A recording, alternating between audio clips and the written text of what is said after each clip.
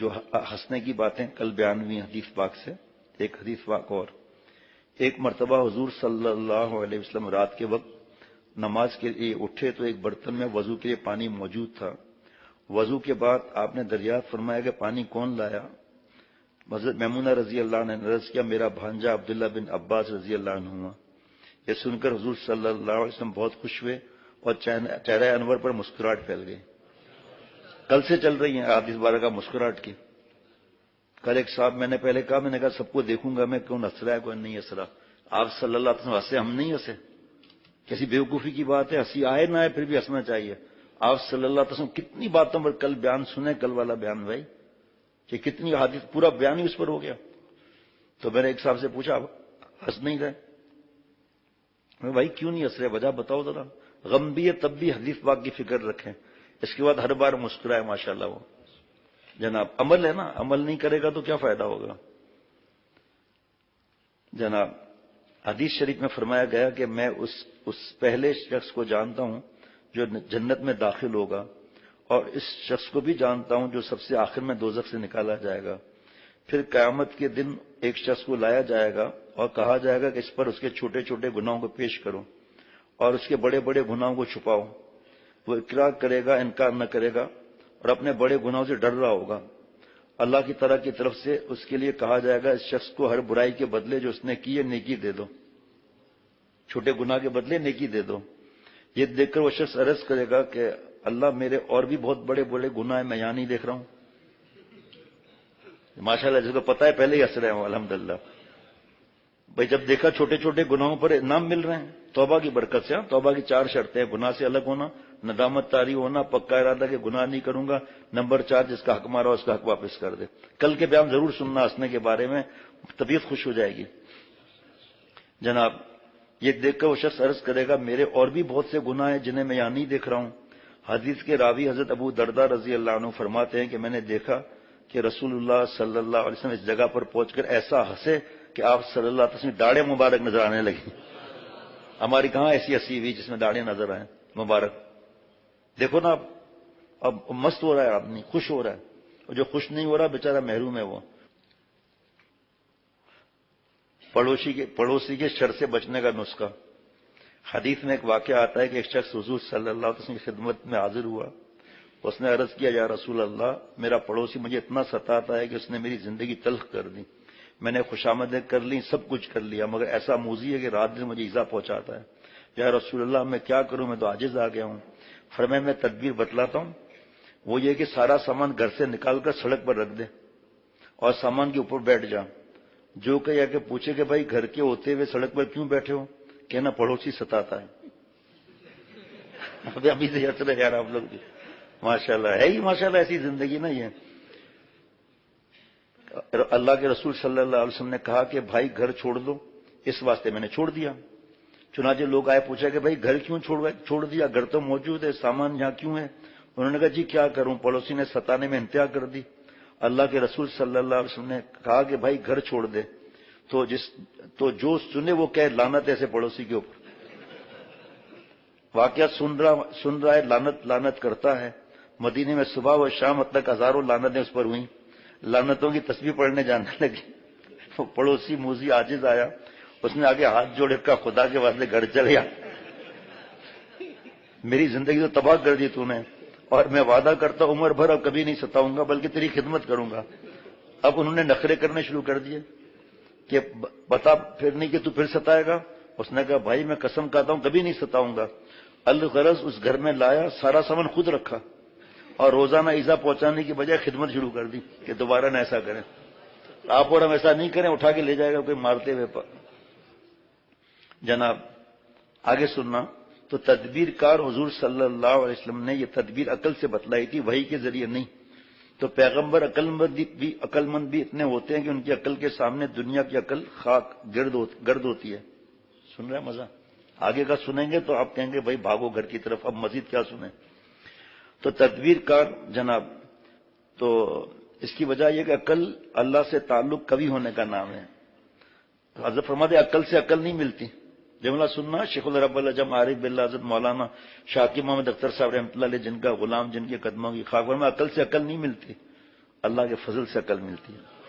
کام بنتا ہے فضل سے. اختر جو فضل کا آسرا لگایا ہے. واہ, عقل اللہ سے تعلق کبھی ہونے کا نام ہے. اللہ سے تعلق ہوگا تو دل کا راستہ سیدھا ہوگا. عقل مندی یہی ہے کہ آخر تک کی بات آدمی کو سیدھی نظر آ جائے, وہ بغیر تعلق مع اللہ کے نہیں ہوتی. تعلق مع اللہ سے نہ رہے پھر آدمی عقل مند بنے, وہ عقل نہیں چالاکی اور عیاری ہوتی ہے. اللہ والوں کے ساتھ رہ رہا ہے, اصلاح کرا رہا ہے, عقل مندی ہے, اور وہ چالاکی اور عیاری ہے. عیاری اور چیز ہے, عقل مندی اور چیز ہے. چالاکی میں دھوکہ دہی ہوتی ہے, دھوکہ دہی سے اپنی غرض پوری کی جاتی ہے. عقل میں کسی کو دھوکہ نہیں دیا جاتا, سیدھی بات تدبیر سے انجام دی جاتی ہے. تو انبیاء علیہ الصلوۃ والسلام کی نسبت اللہ سے کس کا تعلق زیادہ مضبوط ہو سکتا ہے, تو ان سے زیادہ عقل بھی کس کی کامل ہو سکتی ہے؟ اب بتاؤں گے, جس کے لیے میں نے کہا دل تھام کے رکھنا. نبی کریم صلی اللہ علیہ وسلم دنیا میں تشریف فرما ہے, اور حضرت ابوبکر صدیق رضی اللہ عنہ نے چند صحابہ کے ساتھ لے کر سفر کیا. حضرت صدیق اکبر رضی اللہ عنہ نے فرمایا کہ بھائی کسی کو امیر مقرر کر لو. بھائی دیکھو پہلے ہی بتا چکا ہوں تو اور زیادہ فائدہ ہوگا. فائدہ تو اس میں ہے, لیکن پہلے بتا دیتا ہوں, جب اللہ آپ کو مخدوم بنائے تو کبھی مخدوم نہیں بننا, خادم بننا, اس میں فائدہ ہے. اور مخدوم میں فائدہ نہیں, اس کا مطلب نہیں کہ لیٹ جائے. وہ آگے دیکھنا ذرا, مزہ آئے گا, مزہ. اب آپ سوچیں گے آج جتنا بیان ہوا جمعرات میں کریں, میں کیا کروں پھر, لیکن یاد دلائیں گے جو اعلان کر دوں انشاءاللہ تعالی کہ بھئی لے لیں وہاں سے. لوگوں نے عرض, بھائی کسی کو امیر مقرر کر لو. لوگوں نے عرض کیا آپ سے زیادہ افضل ہم میں کون ہے کہ جسے امیر بنا دیں؟ آپ افضل الصحابہ ہیں رضوان اللہ علیہم اجمعین. فرمایا کہ میں اس قابل نہیں ہوں, کوئی اور بن جائے. سب نے عرض کیا یہ ہو ہی نہیں سکتا. آخرکار سب نے مل کر حضرت صدیق اکبر رضی اللہ عنہ کو ہی امیر بنا دیا. حضرت نے فرمایا جب میں امیر بن گیا تو اطاعت کرو گے؟ عرض کیا لازمی طور پر کریں گے. عہد و پیمان لیا حضرت نے کہ منحرف تو نہیں ہوگے. عرض کیا قطعاً نہیں, امیر کی اطاعت ہے. جب منزل پر پہنچے تو سب کے بستر کھول کر بچھانے شروع کیے. کس نے؟ حضرت ابوبکر صدیق رضی اللہ عنہ نے. لوگوں نے کہا حضرت ہم بچھائیں گے. فرمایا امیر کے کام میں دخل مت دو, امیر کی اطاعت واجب ہے. کہاں فلموں کی بے غیرتی, بے حیائی کی دنیا, ذلت اور رسوائی کی گندے خیالات دماغ میں, نماز میں بھی وہی خیالات. کسی کو بستر بچھانے نہیں دیا. کسی جگہ صاف کر رہے ہیں, کبھی کپڑے بچھا رہے ہیں. جب کوئی آیا کہ حضرت میں کروں گا یہ کام, فرماتے میں امیر ہوں, امیر کی اطاعت واجب ہوتا ہے. لوگ عاجز آ گئے. کھانے پکانے کا وقت آتا تو جنگل سے لکڑیاں لا رہے ہیں, کبھی بازار میں گوشت خریدنے جا رہے ہیں. لوگوں نے عرض کیا حضرت ہم یہ کام کریں گے. فرمایا امیر یہ کام میں دخل مت دو. لوگ عاجز آ گئے کہ ہم کسی مصیبت میں گرفتار ہو گئے. ہم کس مصیبت میں گرفتار ہو گئے؟ ہمارے امام اور مقتدی بڑے اور ساری خدمات انجام دے رہے ہیں, ہمارے جوتے بھی سیدھے کر رہے ہیں, بستر بھی بچھا رہے ہیں, کھانا بھی پکا رہے ہیں, کوئی بول بھی نہیں سکتا. جہاں کوئی بولا تو انہوں نے کہا کہ میں امیر ہوں, واجب الاطاعت ہوں, اس لیے لوگ عاجز آ گئے. پھر محنت نے کی کہ بھائی آپ بھی ہو جائیں, ہم ہی امیر ہو جاتے کوئی.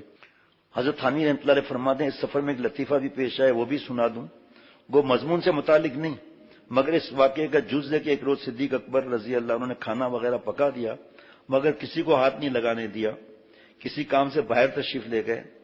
ایک صحابی کو بھوک بے تحاشا لگی. انہوں نے کھانے کے نگران سے کہا بھائی کم از کم مجھے ایک روٹی دے دو, مجھے بہت بھوک لگ رہی ہے, مجھ سے تو اٹھا بھی نہیں جاتا. نگران نے کہا جب تک امیر نہیں آئیں گے ان کی اجازت نہیں ہوگی, میں کھانا نہیں دوں گا. انہوں نے بہت منت سماجت کی کہ بھائی مجھے ذوف طاری ہو رہا ہے, بھوک ستا رہی ہے, ایک آدھی روٹی دے دو, کچھ سہارا تو ہوگا. انہوں نے پھر انکار کیا امیر کی اطاعت, اور ان کو روٹی نہیں دی. تو صحابہ جیسے مقدس ہیں ویسے ہی ان کی طبیعتوں کے اندر خوش طبعی بھی ہے, خوش طبعی بھی ہے. واہ. فرمایا کہ میں تجھے سمجھوں گا, نہ دے روٹی, تڑی لگا دی نا, میں تمہیں سمجھوں گا روٹی نہ دے. اسی حال میں بھوکے بیٹھے رہے. کچھ دیر کے بعد وہ جنگل کی طرف اٹھ کر چلے. اچانک دیکھتا ہے کہ دیہاتی اونٹ پر بیٹھا ہوا آ رہا ہے. وہ گاؤں کا بیچارہ کوئی رئیس تھا. لباس سے ہی معلوم ہو رہا تھا کہ کوئی گاؤں کا بڑا آدمی ہے, اور اچھی خاصی بڑی عمدہ اونٹنی پر سوار ہو کر آ رہا ہے. ان صحابی نے کہا چودھری صاحب کہاں جا رہے ہو؟ انہوں نے کہا مجھے غلام خریدنا ہے. پھنس گیا. کھیتی باڑی کے کام کے لیے. انہوں نے کہا میرے پاس غلام موجود ہے. صحابی نے عرض کیا اور 500 درہم میں بیچ سکتا ہوں. چودھری صاحب نے کہا 500 درہم کوئی بڑی بات نہیں, اگر غلام اچھا ہے. انہوں نے کہا معاملہ بہت سمجھدار ہے وہ غلام. معاملہ طے ہو گیا. 500 درہم لے کر ان کی طرف اشارہ کیا جنہوں نے روٹی نہیں دی تھی.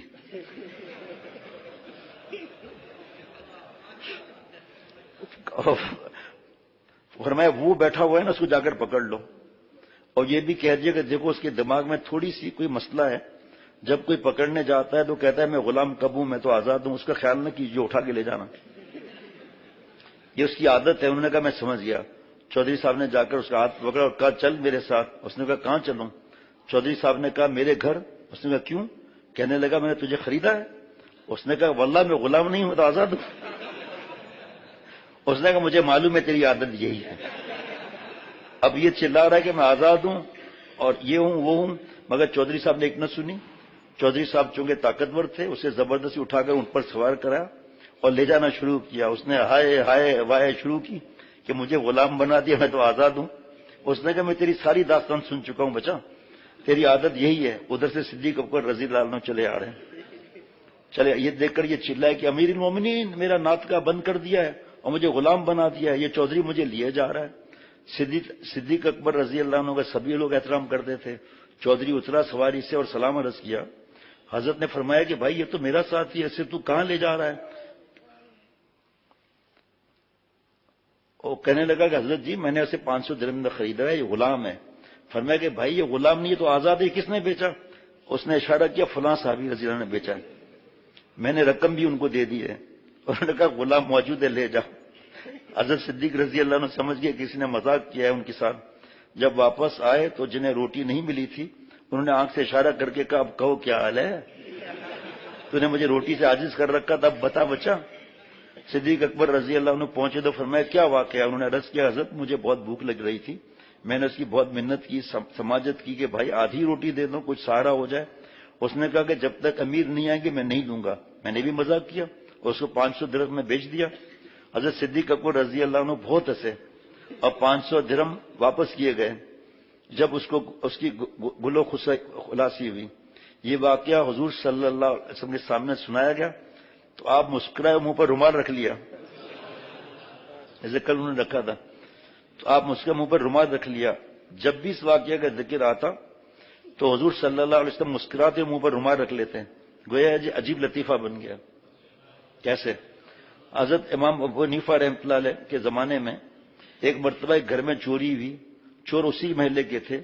چوروں نے گھر والوں کو پکڑا اور زبردستی حلف لیا کہ اگر تو نے کسی کو ہمارا پتہ بتلایا تو تیری بیوی پر طلاق. اسی بیچارے نے مجبوراً طلاق کا حلف لے لیا. وہ چور اس کا سارا مال لے کر بھاگ گئے. اب وہ بہت پریشان ہو گئے، اگر میں چوروں کا پتہ بتلاتا ہوں تو مال تو مل جائے گا مگر بیوی ہاتھ سے نکل جائے گی، اور اگر بتلاتا نہیں ہوں تو بیوی تو رہے گی مگر سارا گھر خالی ہو جاتا ہے. تو مال اور بیوی میں تقابل پڑ گیا، یا تو مال رکھے یا بیوی رکھے، اس سے زیادہ کہہ نہیں سکتا کیونکہ وہ عہد کر چکا تھا. پھر امام صاحب کی مجلس میں حاضر ہوا، بہت غمگین اور اداس اور پریشان تھا. امام صاحب نے فرمایا کہ آج تم بہت اداس ہو، کیا بات ہے؟ اس نے کہا کہ حضرت میں کہہ بھی نہیں سکتا. فرمایا کچھ تو کہو. اس نے کہا حضرت اگر ہم نے کہا تو نہ جانے کیا ہو جائے گا. پھر فرمایا کہ اجمالاً کہو. تو اس نے کہا حضرت چوری ہو گئی ہے اور میں نے یہ عہد کر لیا کہ اگر میں نے ان چوروں کا کسی کو پتہ بتلایا تو بیوی پر طلاق. مجھے معلوم ہے کہ چور کون ہے، وہ تو محلے کے ہیں، بتاؤں گا نہیں. اجمالاً بتایا، ان کا پتہ نہیں بتایا، طلاق پڑ جاتی نا اگر بتاتے تو، لیکن اگر پتہ بتلاتا ہوں تو بیوی پر طلاق پڑ جائے گی. امام صاحب نے فرمایا کہ تو مطمئن رہے، بیوی بھی ہاتھ سے نہیں جائے گی، مال بھی مل جائے گا، اور تو ہی پتہ بتلائے گا. کوفہ میں شور ہو گیا کہ ابو حنیفہ رحمۃ اللہ علیہ کیا کر رہے ہیں، یہ تو ایک عہد ہے جسے وہ پورا کرے گا تو بیوی پر طلاق ہو جائے گی. یہ امام صاحب نے کیسے کہہ دیا کہ نہ بیوی جائے گی نہ مال جائے گی. علماء فقہا پریشان تھے. امام صاحب نے فرمایا کل ظہر کی نماز میں تمہارے محلے کی مسجد میں آ کر پڑھوں گا. چنانچہ امام صاحب تشریف لے کے وہاں نماز پڑھی. اس کے بعد اعلان کر دیا کہ مسجد کے دروازے بند کر دیے جائیں گے، کوئی باہر نہ جائے. اس میں وہ چور بھی بیٹھے ہوئے تھے. اس مسجد کا ایک دروازہ کھول دیا، ایک طرف خود بیٹھ گئے اور ایک طرف اس کو بٹھا دیا جس کا مال چوری ہوا تھا. فرمایا ایک ایک آدمی نکلے گا، جو چور نہ ہو اس کے متعلق کہتے جانا کہ یہ چور نہیں ہے، جو چور نہ ہو اس کے لیے کہنا کہ یہ چور نہیں ہے، اور جب چور نکلنے لگے تو چپ ہو کر بیٹھ جانا.